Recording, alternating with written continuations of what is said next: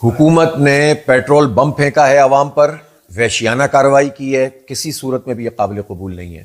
137 روپے کا اضافہ، یعنی پہلے 55 روپے کا اضافہ کر دیا، پھر 137 روپے، اب گویا تقریباً 450 نہیں 458 روپے کا پیٹرول پاکستان کے غریب اور مڈل کلاس لوگ خریدیں گے۔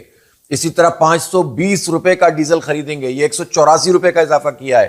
اپنی عیاشیاں ختم نہیں کرنا چاہتے یہ ملکہ رانیاں 11 ارب روپے کے جہاز میں گھومیں گی اور پاکستان کے غریبوں کے اوپر پیٹرول کا بم پھینکیں گے۔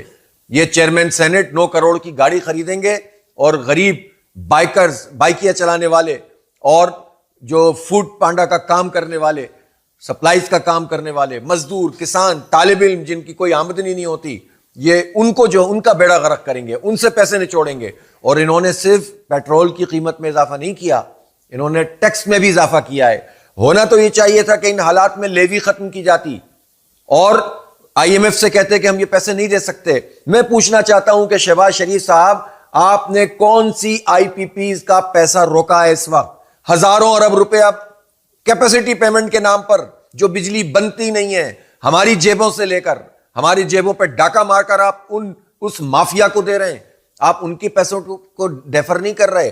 یہ جو ری گیسیفیکیشن کے پلانٹ لگے ہوئے ہیں پورٹس کے اوپر، جن پر ہم اربوں ڈالر خرچ کر چکے ہیں اب تک، اور ان کو بغیر، اب اس وقت تو گیس آ نہیں رہی ہے، ایل این جی آ نہیں رہی ہے، لیکن روزانہ کی بنیاد پر ان کو پیمنٹ کی جا رہی ہے۔ آپ یہ پیمنٹ نہیں روک سکتے، لیکن پاکستان کے غریب لوگوں کے اوپر بم گرا سکتے ہیں۔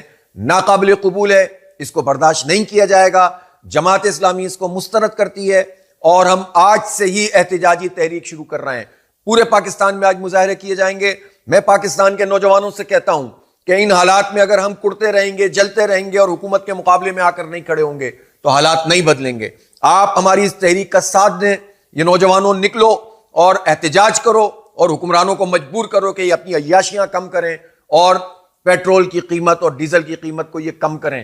یہ 1300 سی سی میں آنے کے لیے تیار نہیں ہیں، انہیں بڑی بڑی گاڑیاں چاہیے، لیکن عوام کے اوپر یہ بم پھینکیں گے، یہ قبول نہیں کرتے۔ ہم اسے مسترد کرتے ہیں اور اس کے علاوہ اور کوئی دوسرا راستہ نہیں ہے کہ ہم ان کے خلاف احتجاج کریں، جد و جہد کریں اور انہیں پیچھے ہٹنے پر مجبور کریں۔